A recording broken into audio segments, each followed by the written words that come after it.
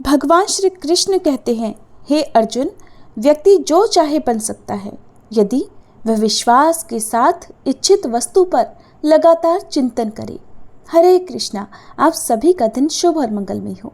इससे पहले की कथा सुनने के लिए और कमेंट्स करने के लिए आप सबका बहुत बहुत धन्यवाद। आज सुनिए आगे की कथा। श्री ब्रह्मा जी कहते हैं, नारद, अब क्षुधा तीर्थ का वर्णन करता हूँ, एकाग्रचित्त होकर सुनो।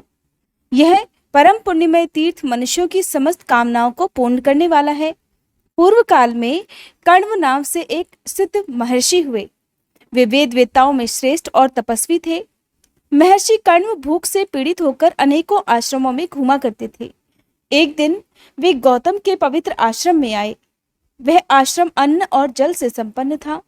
अपने को क्षुधा से पीड़ित अर्थात भूख से पीड़ित और गौतम को वैभवशाली देखकर कण्व का मन विरक्ति से भर गया। वे सोचने लगे, गौतम भी एक श्रेष्ठ ब्राह्मण है और मैं भी उन्हीं की भांति तपोनिष्ठ हूँ।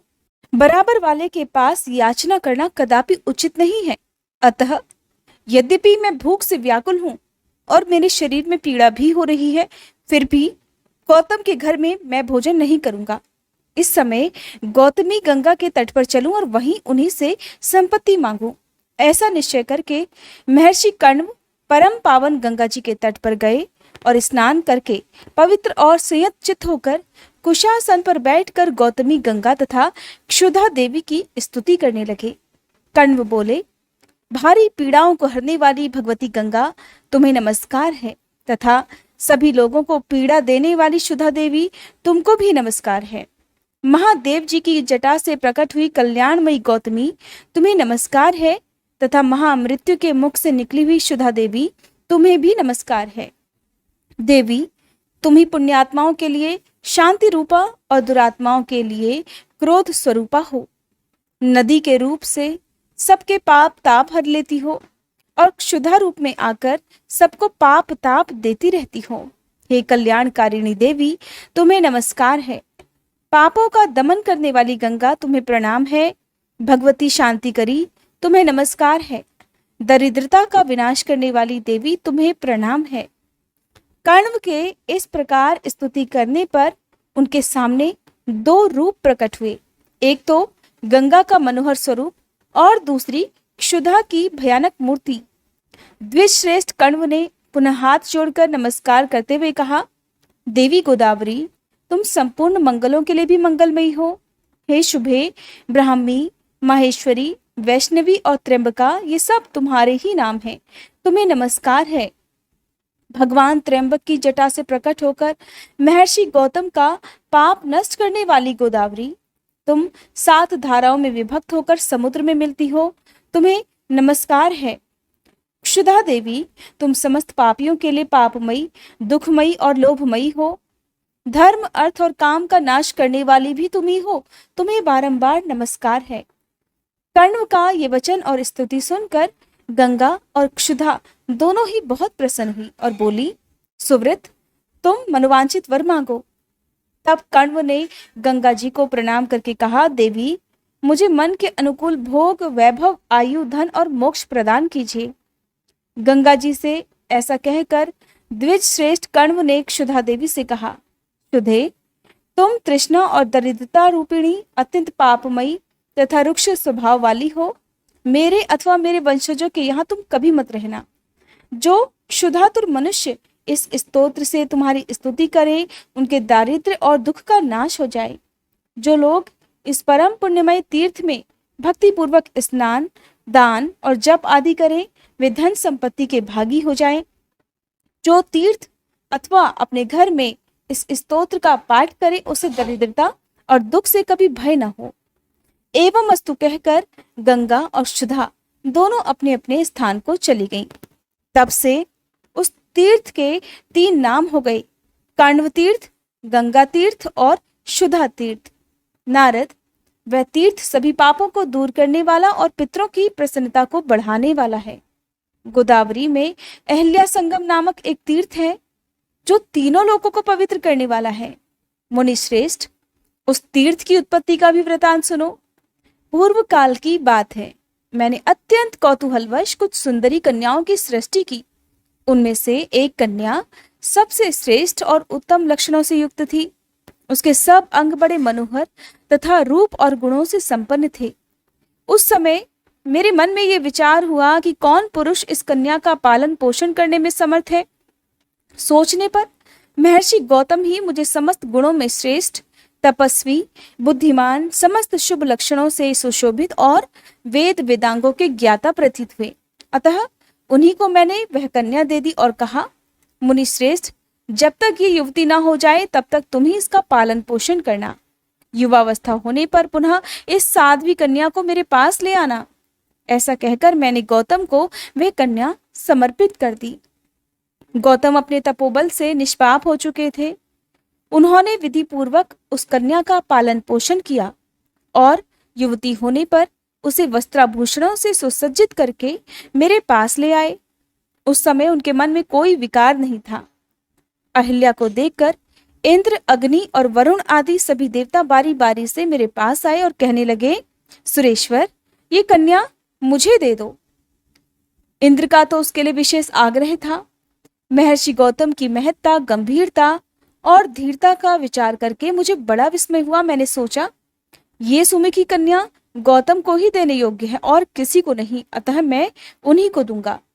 ऐसा निश्चय करके मैंने देवताओं और ऋषियों से कहा, ये सुंदरी कन्या उसी को दी जाएगी जो सारी पृथ्वी की परिक्रमा करके सबसे पहले यहाँ उपस्थित हो जाए, दूसरी किसी को नहीं मिलेगी। मेरी बात सुनकर नारद सभी देवता अहिल्या की प्राप्ति के लिए पृथ्वी की परिक्रमा करने चले गए। इसी बीच में कामधेनु सुरभि बच्चा देने लगी। अभी बच्चे का आधा शरीर ही बाहर निकला था। उसी अवस्था में गौतम ने उसे देखा और उसी को पृथ्वी भाव से देखते हुए उसकी परिक्रमा कर डाली। साथ ही उन्होंने शिवलिंग की भी परिक्रमा की। इसके बाद सोचा, संपूर्ण देवताओं ने अभी पृथ्वी की एक परिक्रमा भी पूरी नहीं की और मेरे द्वारा 2 परिक्रमाएं पूरी हो गई।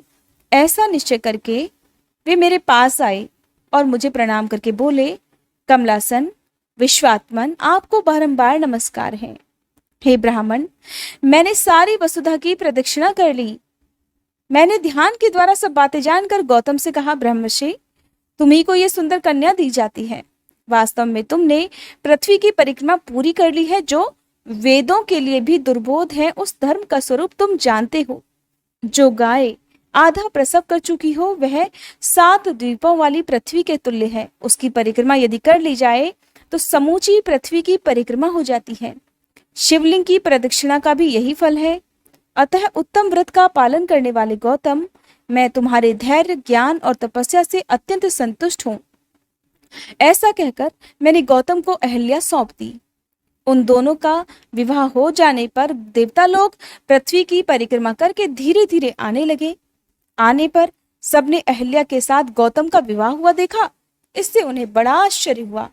अंत में सभी देवता स्वर्गलोक को चले गए, परंतु इंद्र के मन में इससे बड़ी ईर्ष्या हुई। मैंने प्रसन्न होकर महात्मा गौतम को रहने के लिए ब्रह्मगिरी प्रदान किया, जो परम पवित्र, समस्त अभिलषित वस्तुओं को देने वाला तथा मंगलमय है। मुनि श्रेष्ठ गौतम वहां अहिल्या के साथ विहार करने लगे। इंद्र ने स्वर्ग में भी गौतम की पवित्र कथा सुनी। अतः मुनि को, उनके आश्रम को और उनकी सुंदर पत्नी को देखने के लिए वे ब्राह्मण का वेश धारण करके आए। वहां आने पर उन्होंने मन में पाप की भावना लेकर अहिल्या को देखा। उस समय वे अपने आप को भी भूल गए, देश काल की भी सुध नहीं रही और ऋषि के शाप का भय भी उन्होंने भुला दिया। उनका हृदय काम के वशीभूत हो रहा था। एक समय महर्षि गौतम मध्याह्न से पहले की क्रिया समाप्त करके शिष्यों के साथ बाहर गए। उस समय उचित अवसर जानकर देवराज इंद्र ने अपने मन के अनुकूल कार्य किया। वे गौतम का रूप धारण करके आश्रम में आए और सर्वांग सुंदरी अहिल्या से बोले, प्रिय, मैं तुम्हारे गुणों से आकृष्ट हूँ। तुम्हारे रूप का स्मरण करके मेरा मन विचलित हो गया है, मेरे पांव लड़खड़ा रहे हैं। ऐसा कहकर हंसते हंसते उन्होंने अहिल्या का हाथ पकड़ लिया और आश्रम के भीतर चले गए। अहिल्या ने उन्हें गौतम ही समझा। ये कोई जार पुरुष है, ये बात उनके ध्यान में बिल्कुल नहीं आई। वह इंद्र के साथ सुखपूर्वक रमण करने लगी। इतने में ही महर्षि गौतम पुनः अपने शिष्यों के साथ वापस लौट आए। प्रतिदिन का ऐसा नियम था कि जब वे बाहर से आश्रम में आते तब प्रियवादिनी अहिल्या आगे बढ़कर उनका स्वागत करती, प्रिय लगने वाली बातें कहती और अपने सद्गुणों से उन्हें संतुष्ट करती थी। उस दिन द्वार पर अहिल्या को ना देखकर परम बुद्धिमान गौतम को ऐसा मान पड़ा मानो कोई बड़ी अद्भुत बात हो गई हो। मुनिश्रेष्ठ गौतम द्वार पर खड़े हैं, सभी लोग उनकी ओर देख रहे हैं। अग्निहोत्र और शाला के रक्षक तथा घर में कामकाज करने वाले अनुचर उन्हें देखकर बड़े विस्मय में पड़े और भयभीत होकर कहने लगे, भगवान, ये कैसी विचित्र बात है कि आप भीतर और बाहर दोनों जगह देखे जाते हैं। ओहो, आपकी तपस्या का ही ये प्रभाव है कि आप अनेक रूप धारण करके विचरते हैं। ये बात सुनते ही गौतम के मन में बड़ा आश्चर्य हुआ। वे सोचने लगे कि आश्रम के भीतर कौन गया हुआ है। उन्होंने पुकारा, प्रिय अहिल्ये, आज तुम मुझसे बोलती क्यों नहीं? महर्षि का वचन सुनकर अहिल्या ने उस जार से कहा, अरे तू कौन है जो मुनि का रूप धारण करके तूने मेरे साथ ये पाप कर्म किया है? ऐसा कहती हुई वह भय के मारे शैया से उठकर सहसा खड़ी हो गई। पापाचारी इंद्र भी मुनि के भय से बिलाव बन गया। अहिल्या थर थर कांप रही थी। उसके वेशभूषा बिगड़ चुके थे। अपनी प्यारी पत्नी को कलंकित हुए देख महर्षि ने क्रोध में आकर कहा, तुमने ये दुस्साहस कैसे किया? उनके इस प्रकार पूछने पर देवी अहिल्या ने लज्जावश कोई उत्तर नहीं दिया। तब मुनि उस जार की खोज करने लगे। इतने में उस बुलाव पर उनकी दृष्टि पड़ी। अरे ठीक ठीक बता, तू कौन है? यदि झूठ बोलेगा मैं तुझे अभी भस्म कर दूंगा। इंद्र हाथ जोड़कर खड़ा हो गया और बोला, तपोधन, मैं शची का स्वामी इंद्र हूं। मुझसे ही ये पाप हो गया है। मैंने जो कुछ कहा वह सत्य है। ब्राह्मण, कामदेव के बाणों से जिनका हृदय विदीर्ण हो चुका है वे कौन सा दुष्कर्म नहीं करते। आप तो करुणा के सागर हैं, मुझ महापापी को क्षमा करें। साधु पुरुष अपराधी पर भी कठोरता नहीं दिखाते। इंद्र की बात सुनकर गौतम बोले, इंद्र, तूने कामासक्त होकर ये पाप कर्म किया है, अतः तेरे शरीर में योनि के सहस्त्र चिन्ह हो जाएंगे। इसके बाद मुनि ने अहिल्या से भी कुपित होकर कहा, तू सूखी नदी हो जा। अहिल्या बोली, भगवान, जो पापिनी स्त्रियां मन से भी दूसरे पुरुष की कामना करती हैं, वे तथा उनके समस्त पूर्वज भी अक्षय नरकों में पड़ते हैं। आप कृपा करके मेरी बातों पर ध्यान दीजिए। ये इंद्र आपका रूप धारण करके ही मेरे पास आया था। ये सभी लोग इस बात के साक्षी हैं। रक्षकों ने कहा, ऐसी ही बात है, अहिल्या ठीक कह रही हैं। मुनि ने भी ध्यान के द्वारा सच्ची बात को जान लिया। शांत होकर अपनी पतिव्रता पत्नी से कहा, कल्याणी, नदी होने पर जब तुम सरिताओं में श्रेष्ठ गौतमी गंगा से मिलोगी, उस समय पुनः अपने स्वरूप को प्राप्त कर लोगी। महर्षि का वचन सुनकर पतिव्रता अहिल्या ने वैसा ही किया। गौतमी गंगा से मिलने पर पुनः उसका वही स्वरूप हो गया जैसा मैंने बनाया था। तत्पश्चात देवराज इंद्र ने हाथ जोड़कर महर्षि गौतम से कहा, मुनिश्रेष्ठ, अपने घर पर आए हुए मुझ पापिष्ट की रक्षा कीजिए। ऐसा कहकर इंद्र उनके चरणों में गिर पड़े। ये देख महर्षि ने कृपापूर्वक कहा, पुरंदर, तुम्हारा कल्याण हो। तुम गोदावरी के तट पर जाओ और उसमें स्नान करो। इससे तुम्हारे सारे पाप क्षण भर में धुल जाएंगे। तुम्हारे शरीर में योनि के जो सहस्त्रों चिन्ह हैं वे नेत्रों के रूप में परिणत हो जाएंगे। तुम सहस्त्राक्ष हो जाओगे। नारद, गौतमी के प्रभाव से ये दो आश्चर्यजनक बातें मैंने देखी हैं। अहिल्या नदी होकर पुनः अपने स्वरूप को प्राप्त हुई और शचीपति इंद्र सहस्त्राक्ष हो गए। तब से वह तीर्थ अहिल्या संगम के नाम से विख्यात हुआ। उसे इंद्र तीर्थ भी कहते हैं। वह मनुष्यों की समस्त कामनाओं को पूर्ण करने वाला है। हरे कृष्णा। आज के अध्याय में बस इतना ही। अब सुनिए कल से आगे की पौराणिक कथा। पुलत्स्य जी कहते हैं, राजन, अब मैं तुम्हारे लिए सप्त ऋषियों के आश्रम का वर्णन करूंगा। अत्रि, वशिष्ठ, मैं, पुलह, क्रतु, अंगिरा, गौतम, सुमति, सुमुख, विश्वामित्र, स्थूलशिरा, संवर्त, रैभ्य, बृहस्पति, च्यवन, कश्यप, भृगु, अष्टक तथा कृष्ण द्वैपायन आदि ये सभी ऋषि महर्षि अपने पुत्रों और शिष्यों के साथ पुष्कर में आकर सप्त ऋषियों के आश्रम में रह चुके हैं और सब ने इंद्रिय संयम और शौच, संतोष आदि नियमों के पालन पूर्वक पूरी चेष्टा के साथ कठिन तपस्या की है, जिसके फलस्वरूप उनमें इंद्रिय जय, धैर्य, सत्य, क्षमा, सरलता, दया और दान आदि सद्गुणों की प्रतिष्ठा हुई है। पूर्व समय की बात है, समाधि के द्वारा सनातन ब्रह्मलोक पर विजय प्राप्त करने की इच्छा रखने वाले सप्तऋषिगण तीर्थ स्थानों का दर्शन करते हुए इस पृथ्वी पर विचर रहे थे। इसी बीच में एक बार बड़ा भारी सूखा पड़ा, जिसके कारण भूख से पीड़ित होकर संपूर्ण जगत के लोग बड़े कष्ट में पड़ गए। उसी समय उन ऋषियों को भी कष्ट उठाते देखकर तत्कालीन राजा ने, जो प्रजा की देखभाल के लिए भ्रमण कर रहे थे, दुखी होकर कहा, मुनिवरों, ब्राह्मणों के लिए प्रतिग्रह उत्तम वृत्ति है, अतः आप लोग मुझसे दान ग्रहण कीजिए। अच्छे अच्छे गांव, धान और जौ आदि अन्न, घी, दूध आदि रस, तरह तरह के रत्न, सुवर्ण और दूध देने वाली गौवें ले ले। ऋषियों ने सुना तो कहने लगे, राजन, प्रतिग्रह बड़ी भयंकर वृत्ति है। वो स्वाद में मधु के समान मधुर, किंतु परिणाम में विष के समान घातक है। इस बात को स्वयं जानते हुए भी तुम क्यों हमें लोभ में डाल रहे हो? 10 कसाईयों के समान एक चक्री, यानी कि कुम्हार या तेली, 10 चक्रियों के समान एक शराब बेचने वाला, 10 शराब बेचने वालों के समान एक वेश्या और 10 वेश्याओं के समान एक राजा होता है। जो प्रतिदिन 10,000 हत्याग्रहों का संचालन करता है, वह शौंडिक है। राजा भी उसी के समान माना गया है। इसलिए राजा का प्रतिग्रह अत्यंत भयंकर है। जो ब्राह्मण लोभ से मोहित होकर राजा का प्रतिग्रह स्वीकार करता है, वह तामिश्र आदि घोर नरकों में पकाया जाता है। इसलिए महाराज, तुम अपने दान के साथ ही यहाँ से पधारो, तुम्हारा कल्याण हो, ये दान दूसरों को दे देना। ऐसा कहकर वे सप्तऋषि वन में चले गए। इसके बाद राजा की आज्ञा से उसके मंत्रियों ने गूलर के फलों में सोना भरकर उन्हें धरती पर बिखेर दिया। सप्तऋषि अन्न के दाने बीनते हुए वहां पहुंचे तो उन फलों को भी उन्होंने हाथों में उठाया। उन्हें भारी जानकर अत्रि मुनि कहने लगे, ये फल ग्रहण करने योग्य नहीं है। हमारी ज्ञान शक्ति पर मोह का पर्दा नहीं पड़ा है। हम मंदबुद्धि नहीं हो गए हैं, हम समझदार हैं, ज्ञानी हैं। इसलिए इस बात को अच्छी तरह समझते हैं कि ये गूलर के फल सोने से भरे हैं। धन इसी लोक में आनंददायक होता है, मृत्यु के बाद तो वो बड़े ही कटु परिणाम को उत्पन्न करता है। इसलिए जो सुख और अनंत पद की इच्छा रखता हो, उसे तो इसे कदापि नहीं लेना चाहिए। वशिष्ठ जी कहने लगे, इस लोक में धन संचय की अपेक्षा तपस्या का संचय ही श्रेष्ठ है। जो सब प्रकार के लौकिक संग्रहों का परित्याग कर देता है, उसके सारे उपद्रव शांत हो जाते हैं। संग्रह करने वाला कोई भी मनुष्य ऐसा नहीं है जो सुखी रह सके। ब्राह्मण जैसे जैसे प्रतिग्रह का त्याग करता है, वैसे ही संतोष के कारण उसके ब्रह्म तेज की वृद्धि होती है।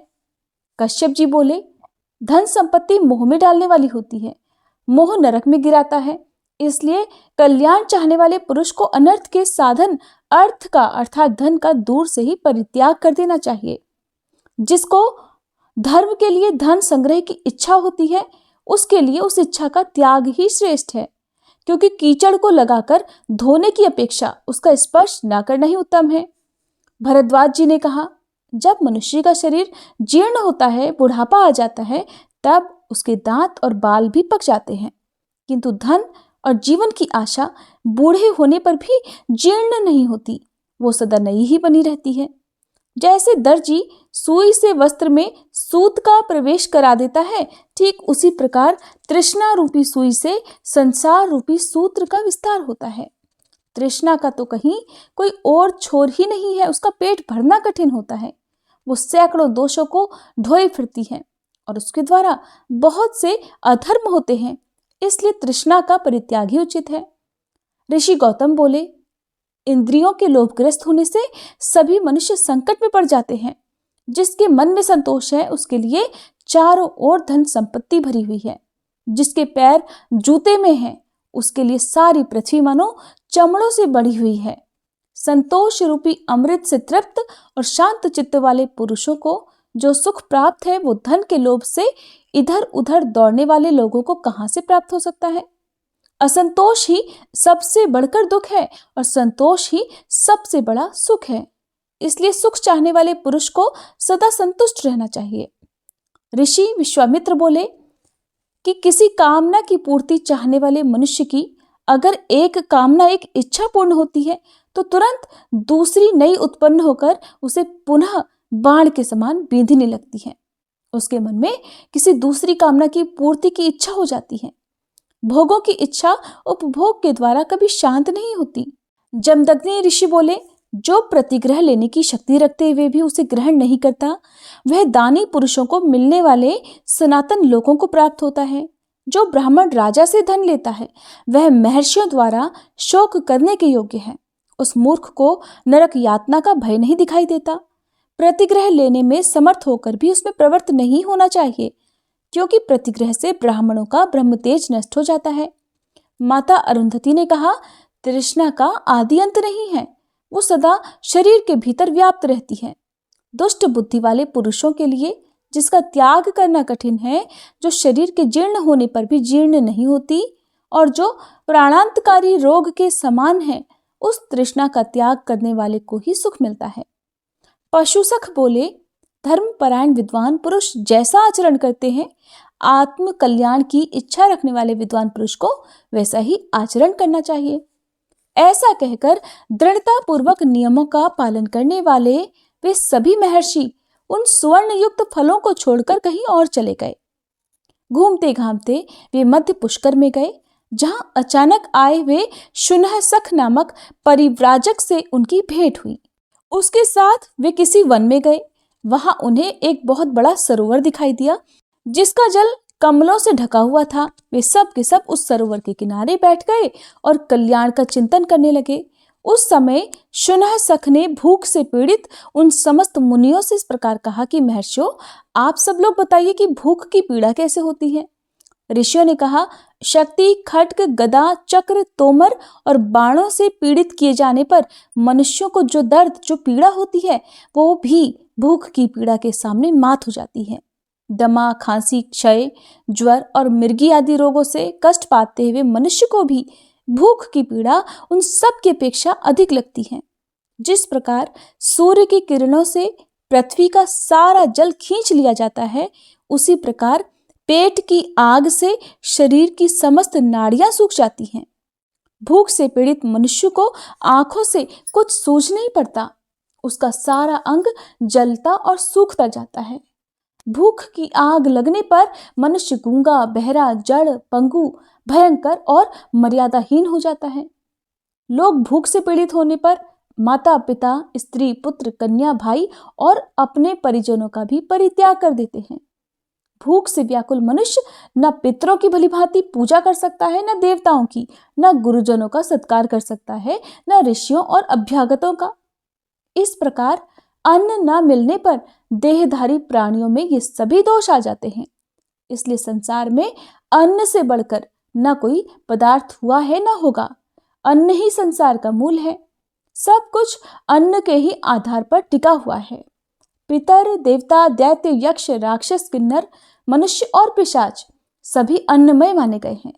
इसलिए अन्नदान करने वाले को अक्षय तृप्ति और सनातन स्थिति प्राप्त होती है। तप, सत्य, जप, होम, ध्यान, योग, उत्तम गति, स्वर्ग और सुख की प्राप्ति, ये सब कुछ अन्न से ही सुलभ होते हैं। चंदन, अगर, धूप और शीतकाल में ईंधन का दान अन्नदान के 16वें हिस्से के बराबर भी नहीं हो सकता। अन्न ही प्राण, बल और तेज है। अन्न ही पराक्रम है। अन्न से ही तेज की उत्पत्ति और वृद्धि होती है। जो मनुष्य श्रद्धा पूर्वक भूखे को अन्न देता है, वह ब्रह्म स्वरूप होकर ब्रह्मा जी के साथ आनंद मनाता है। जो एकाग्र चित्त होकर अमावस्या को श्राद्ध में अन्नदान का महात्म्य मात्र सुनाता है, उसके पितर आजीवन संतुष्ट रहते हैं। इंद्रिय संयम और मनोनिग्रह से युक्त ब्राह्मण सुखी और धर्म के भागी होते हैं। पुलत्स्य जी कहते हैं, इस प्रकार ऋषियों ने शुनहसख के सामने धर्म के सार तत्व का प्रतिपादन करके उसके साथ वहां से किसी दूसरे वन में प्रवेश किया। वहां भी उन्हें एक बहुत बड़ा विस्तृत जलाशय दिखाई दिया, जो पद्म और उत्पलों से घिरा हुआ था। उस सरोवर में उतरकर उन्होंने मृणाल उखाड़े और उन्हें ढेर के ढेर किनारे पर रखकर जल से संपन्न होने वाली पुण्य क्रिया, संध्या तर्पण आदि करने लगे। इसके बाद जब वे जल से बाहर निकले तो उन मृणालों को वहां पर ना देखकर आपस में इस प्रकार कहने लगे। ऋषि बोले, हम सब लोग भूख से कष्ट पा रहे हैं। ऐसी दशा में किस पापी और क्रूर ने मृणालों को चुरा लिया? मृणाल कमल फूल के डंठलों को कहते हैं। ये खाने के काम में भी आते हैं। जब इस तरह कुछ पता नहीं लगा तब सबसे पहले कश्यप जी बोले कि जिसने मृणाल की चोरी की हो उसे सर्वत्र सब कुछ चुराने का, थाती रखी हुई वस्तु पर जी ललचाने का और झूठी गवाही देने का पाप लगे। वो दंभ पूर्वक धर्म का आचरण और राजा का सेवन करने, मद्य और मांस का सेवन करने, सदा झूठ बोलने, सूद से जीविका चलाने और रुपया लेकर अपनी लड़की बेचने के पाप का भागी हो।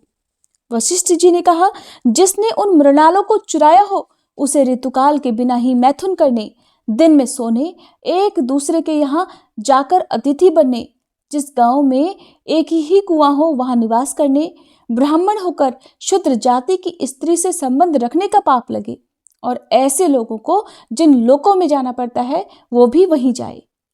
भरद्वाज जी शाप देते हुए बोले कि जिसने मृणाल चुराए हो वो सबके प्रति क्रूर, धन के अभिमानी, सबसे ईर्ष्या रखने वाले, चुगलखोर और रस बेचने वाले की गति प्राप्त करे। गौतम मुनि ने कहा, जिसने मृणालों की चोरी की हो वो सदा शूद्र का अन्न खाने वाले, परस्त्रीगामी और घर में दूसरों को न देकर अकेले मिष्ठान्न भोजन करने वाले के समान पाप का भागी हो। विश्वामित्र मुनि बोले, जो मृणाल चुरा ले गया हो वो सदा काम परायण, दिन में मैथुन करने वाले, नित्य पातकी, पराई निंदा करने वाले और परस्त्रीगामी की गति प्राप्त करे। जमदग्नि मुनि ने कहा, जिसने मृणालों की चोरी की हो वो दुर्बुद्धि मनुष्य अपने माता पिता का अपमान करने के, अपनी कन्या के दिए हुए धन से अपनी जीविका चलाने के, सदा दूसरे की रसोई में भोजन करने के, पर स्त्री से संपर्क रखने के और गौओं की बिक्री करने के पाप का भागी हो। पराशर जी बोले, जिसने मृणाल चुराए हो वो दूसरों का दास और जन्म जन्म क्रोधी हो तथा सब प्रकार के धर्म कर्मों से हीन हो। शुनहसख ने कहा, जिसने मृणालों की चोरी की हो वह न्याय पूर्वक वेदाध्ययन करे, अतिथियों में प्रीति रखने वाला गृहस्थ हो, सदा सत्य बोले, विधिवत अग्निहोत्र करे, प्रतिदिन यज्ञ करे और अंत में ब्रह्मलोक को जाए। शुनहसख ने सभी ऋषियों के विपरीत कहा। उसकी इस बात को सुनकर ऋषि कहने लगे, शुनहसख, तुमने जो शपथ की है वो तो द्विजाति मात्र को भीष्ट ही है, अतः तुम ही ने हम सबके मृणालों की चोरी की है। शुनहसख कहने लगे, ब्राह्मणों, मैंने ही आप लोगों के मुंह से धर्म सुनने की इच्छा से ये मृणाल छिपा दिए थे। मुझे आप इंद्र समझें। मुनिवरों, आपने लोभ के परित्याग से अक्षय लोकों पर विजय प्राप्त की है, अतः इस विमान पर बैठिए, अब हम लोग स्वर्गलोक को चले। तब महर्षियों ने इंद्र को पहचान कर उनसे इस प्रकार कहा। ऋषि बोले, देवराज, जो मनुष्य यहाँ आकर मध्यम पुष्कर में स्नान करे और 3 रात तक यहाँ उपवास पूर्वक निवास करे उसे अक्षय फल की प्राप्ति होती है। वनवासी महर्षियों के लिए जो 12 वर्षों की यज्ञ दीक्षा बताई गई है उसका पूरा पूरा फल उस मनुष्य को भी मिल जाता है। उसकी कभी दुर्गति नहीं होती, वो सदा अपने कुल वालों के साथ आनंद का अनुभव करता है और ब्रह्मलोक में जाकर ब्रह्मा जी के 1 दिन तक अर्थात कल्प भर वहां निवास करता है। भीष्म जी ने कहा, हे ब्राह्मण, अब मैं तीर्थों का अद्भुत महात्म्य सुनना चाहता हूँ, जिसे सुनकर मनुष्य संसार बंधन से मुक्त हो जाता है। आप विस्तार पूर्वक उसका वर्णन कीजिए। पुलत्स्य जी बोले, राजन, ऐसे अनेकों पावन तीर्थ हैं जिनका नाम लेने से भी बड़े बड़े पातकों का नाश हो जाता है। तीर्थों का दर्शन करना, उनमें स्नान करना, वहां जाकर बार बार डुबकी लगाना और समस्त तीर्थों का स्मरण करना, ये मनोवांछित फल को देने वाले हैं। भीष्म, पर्वत, नदियां, क्षेत्र, आश्रम और मानस आदि सरोवर सभी तीर्थ कहे गए हैं, जिनमें तीर्थ यात्रा के उद्देश्य से जाने वाले पुरुष को पग पग पर अश्वमेध आदि यज्ञों का फल होता है, इसमें बिल्कुल भी संदेह नहीं है। भीष्म जी ने पूछा, हे द्विजश्रेष्ठ, मैं आपसे भगवान श्री विष्णु का चरित्र सुनना चाहता हूँ। सर्वसमर्थ और सर्वव्यापक श्री विष्णु ने यज्ञ पर्वत पर जाकर वहां अपने चरण रखकर किस दानव का दमन किया था? महामुने, ये सारी बातें मुझे बताइए। तब पुलत्स्य जी ने भीष्म जी को जो वृतांत सुनाया था उसका वर्णन आप सभी अगले अध्याय में सुनिए।